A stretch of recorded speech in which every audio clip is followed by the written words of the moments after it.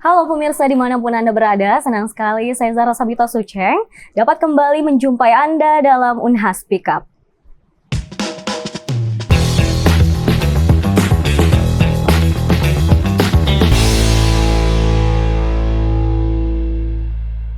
Pemirsa, tim program kreativitas mahasiswa bidang riset eksakta Universitas Hasanuddin melakukan riset untuk memproduksi penyerap logam berat timbal yang ada di perairan dengan bahan baku tangkai jagung. Nah, kali ini dalam episode Unhas Pickup kali ini telah hadir bergabung bersama kami di studio utama Unhas TV, ketua tim dari program kreativitas mahasiswa tersebut. Ada Muhammad Amar Masyhudul Haq. Assalamualaikum warahmatullahi wabarakatuh. Waalaikumsalam warahmatullahi wabarakatuh. Gimana kabar hari ini? Alhamdulillah baik. Ini namanya Muhammad Amar Masyhudul Haq, dipanggil apa nih? Amar. Amar ya, jadi Kak Amar. Oke. Jadi sebelum diskusi lebih jauh nih Kak terkait inovasi yang telah dikembangkan oleh Kakak dan tentu dengan timnya Kakak, kita mungkin kenal-kenalan dulu nih dengan orang-orang yang ada di timnya Kakak ini. Jadi tim PKM ini terdiri dari 4 orang ya Kak? Iya, 4 orang dan 1 dosen pendamping. Oke, dosen pendampingnya Pak Haryanto, Herianto SSI. Herianto SSI MSI yang juga sebagai dosen pengajar di program studi fisika ya Kak. Ini kan ada Muhammad Amar Masyhudul Haq dan Nur Salsabila Ramadhani dari program studi fisika. Kemudian ada Muhammad Ilham dari kimia. Kemudian ada Gabriela Indah dari kesehatan masyarakat nih. Ini kalau dilihat kan ada yang dari satu fakultas, ada juga yang dari fakultas sebelah kesehatan masyarakat. Ini gimana sih awal terbentuknya tim ini dan mungkin boleh dijelaskan terkait dengan job desk-nya masing-masing? Iya, terkait timnya itu kami memilih dari bagaimana nantinya jalan kerja dari program kami. Dari kesehatan masyarakat dia melihat bagaimana dapat dampaknya timbal untuk di lingkungan sehingga bisa menjadi latar belakang yang kuat untuk riset kami. Terus bagaimana fisika mempelajari tentang sifat fisik bahan yang bakal kami ciptakan dan dari teman-teman dari kimia itu yang sifat kimianya bagaimana mengaktifasi karbon tersebut supaya bisa menyerap logam timbal karena itu ada reaksi kimia yang ada dalamnya seperti itu. Oke, jadi ini memang udah berteman sebelumnya sebelum tim program kreativitas mahasiswa ini atau baru terbentuk pas PKM ini? Ya, sebelumnya sudah pernah berteman tapi untuk masih lebih ke kenalan sih sebelum bukan teman. Nantinya baru intens ketemu nanti di program kreativitas mahasiswa tersebut. Oke, jadi untuk judul risetnya sendiri untuk program kreativitas mahasiswa ini adalah revolusi teknologi karbon aktif, porositas tinggi sebagai respon dekomposisi termal dan reaksi redoks internal untuk penyerap logam Pb. Mungkin penjelasan terkait judul risetnya nih, silakan. Oke, untuk ini revolusi teknologi karbon aktif, porositas tinggi. Nah, kami ingin menciptakan sebuah karbon aktif yang itu memiliki porositas tinggi. Nah, porositas tinggi ini yang sebenarnya nantinya kalau untuk menyerap timbal atau Pb itu menyerap timbal atau Pb itu butuh memang porositas yang tinggi, pori-pori dari permukaan dari karbon itu yang nantinya tempat timbal itu terperangkap sehingga dia tidak keluar lagi ke perairan seperti itu. Ya, mungkin seperti itu, Kak. Kemudian apa sih yang melatar belakangi ini, Kak, untuk mengambil judul ini dan melakukan riset terhadapnya? Kan seperti yang saya bilang tadi, latar belakang harus kuat sehingga kami cari siapa sih masalah yang ada di lingkungan yang sampai sekarang betul-betul ada seperti timbal. Ternyata timbal itu mencemari perairan dan bahkan kalau dilihat di riset sebelum ada laporan dari UNICEF bahwa 1 dari 3 anak di dunia sudah terpapar timbal walaupun dalam konsentrasi yang sedikit, tapi kan jika itu semakin lama kelamaan bakal menyebabkan banyak penyakit seperti penurunan IQ pada anak, kardiovaskular dan sebagainya seperti itu, Kak. Oke, berbicara tentang terpapar timbal itu bagaimana sih proses pemaparan seperti itu? Terpapar timbal itu bisa melalui udara, bisa juga melalui air minum, bisa dari makanan juga. Karena itu karena seperti yang saya bilang tadi, kalau di perairan misalkan dari area-area industri, area-area pelabuhan misalnya, terus hewan-hewan di sekitaran situ yang juga masuk wilayah perairan ikan tangkap dan ikan-ikannya terkontaminasi dan akhirnya dijadikan makanan. dan itu membuat manusia itu sendiri terpapar dan menimbulkan banyak masalah kesehatan seperti itu. Oke, karena jadi banyak orang yang terpapar dengan timbal ini, jadi untuk melatar belakangi hasil riset ini. Mungkin boleh dijelaskan Kak terkait riset yang Kakak lakukan, mungkin bahannya apa saja, alatnya, kemudian lama pembuatannya itu seperti bagaimana Kak? Nah, kalau kami sendiri untuk lama pembuatan itu kurang lebih 3 bulan ya di 3 bulan. Di laboratorium.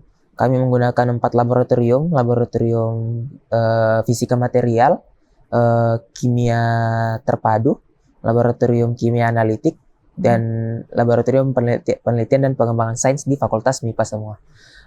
Adapun bahan yang digunakan, bahan utamanya itu tangkai jagung. Terus untuk zat aktivasinya itu KOH. Terus untuk timbal yang diserap itu kami buat larutan timbal dari PbNO3 seperti itu. Dari mana tadi Kak larutan?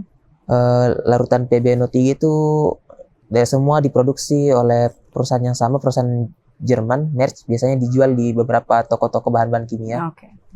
Oke, jadi ini proses pembuatannya ada 3 bulan, kemudian menggunakan 4 lab ya tadi Kak. Tantangannya apa sih? Tantangannya mungkin diantara bagi waktu antara kuliah kan, di waktu itu kami melakukan riset sambil kuliah, dan proses yang digunakan memang cukup panjang untuk memanaskan bahan untuk itu dengan suhu 900, 700 dan 500 derajat itu, untuk menunggu suhu naik sampai di situ baru dihitung dan ditunggu itu membutuhkan waktu yang lama karena bahkan bisa berjam-jam dalam sehari, dan itu alatnya pun harus dijaga, tidak boleh tiap hari digunakan, makanya ada jeda, ada penggunaan waktu yang lama, dan kita menunggu lama itu sekitar 8 jam atau itu di luar waktu kuliah. Kita harus memainkan, jam segini kita selesai kuliah, nanti malam berarti kita lanjut lagi begitu. Oke, apalagi melihat dari tadi tim-timnya Kakak ini kan ada yang beda-beda. Dan itu gimana proses penyesuaiannya dengan jam-jam kosong mata kuliah, kemudian harus melakukan riset kembali?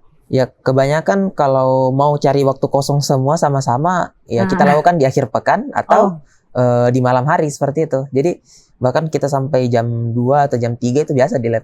Oke, yang menarik kemudian ini Kak adalah terkait dengan bahan baku utamanya itu tangkai jagung. Itu bagaimana bisa terpikirkan langsung tangkai jagung, kemudian pengelolaannya seperti apa? Awalnya kan kami cari bahan apa sih yang belum diteliti, dan kan kalau dari tongkol jagung yang biasanya sisa jagung itu kan sudah banyak, coconut shell atau tempurung kelapa juga sudah banyak. Nah, tangkai jagung ini kan biasanya kalau daun jagung, bungkus jagung itu biasanya dimakan sama hewan, tapi kalau tangkainya itu yang jarang digunakan. Jadi kami langsung bilang, bagus sih diambil, karena juga ada kandungan-kandungan yang sesuai dengan ciri bahan yang biasanya digunakan untuk jadi karbon aktif. Seperti itu. Cara kerjanya itu seperti apa Kak, yang tangkai jagung tadi? Nah, tangkai jagung tadi kan kami panaskan di beberapa suhu, terus diaktifasi dengan larutan kimia KOH tadi dengan konsentrasi 1 molar, terus itu berapa lama? Jadi itu kira-kira berapa ya, kalau dibilang berapa lama kan kami tunggu dulu berkali-kali dulu sampai banyak bahannya baru kita aktifasi. Mungkin untuk prosesnya sendiri itu 1 sampai 2 bulan. 1 sampai 2 bulan? 1 sampai 1,5 bulan. Oke, sekarang ini yang jadi pertanyaan kemudian ini Kak, bagaimana proses pengendalian kualitas yang dilakukan selama proses produksi? Nah, untuk pengendalian kualitas ya namanya juga kerja di laboratorium harus dengan standar kualitas yang tinggi, harus dengan APD dan sebagainya, jas laboratorium wajib pakai sarung tangan, kacamata, dan ya itu dengan standar disiplin yang itu kami yakin dengan standar kualitas yang digunakan. Oke, kemudian apa sih Kak? Pastikan sebelumnya sudah ada inovasi-inovasi terkait penyerap logam timbal. Kemudian apa sih yang membedakan riset Kakak ini dengan riset yang lainnya? Nah, kalau dari riset yang kami lakukan kan, kami menggunakan bahan yang berbeda, di mana itu belum pernah diteliti sebelumnya, dan dari bahan-bahan yang sebelumnya kan juga sudah dilihat kemampuan menyerapnya itu kurang begitu. Dan setelah kami uji di laboratorium ternyata penyerapannya lumayan sekali. Lumayan ya. Oke, baik Kak, ditahan dulu. Pemirsa jangan kemana-mana, kita akan lanjut setelah jeda berikut.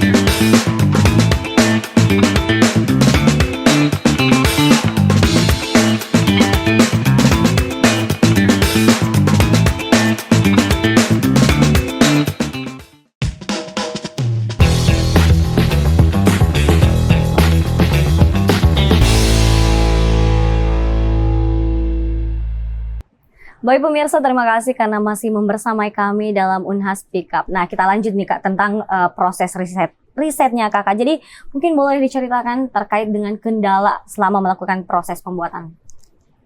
Ya, mungkin kalau kendala selama melakukan proses pembuatan itu ya atur waktunya sama teman-teman. Terus bagaimana kalau misalkan ada metode yang kurang cocok dilakukan, oh harus kita ulang lagi dari awal, kembali lagi, oh ini kurang konsentrasinya kurang, diulang lagi, seperti itu Kak, mungkin kendalanya. Oke. Jadi memang tadi rata-rata untuk melakukan riset ini akhir pekan atau di malam hari ya Iya, Kak, di malam karena hari. menyesuaikan juga dengan jadwal kuliah. Nah, seperti apa sih output yang diharapkan dari riset Kakak ini?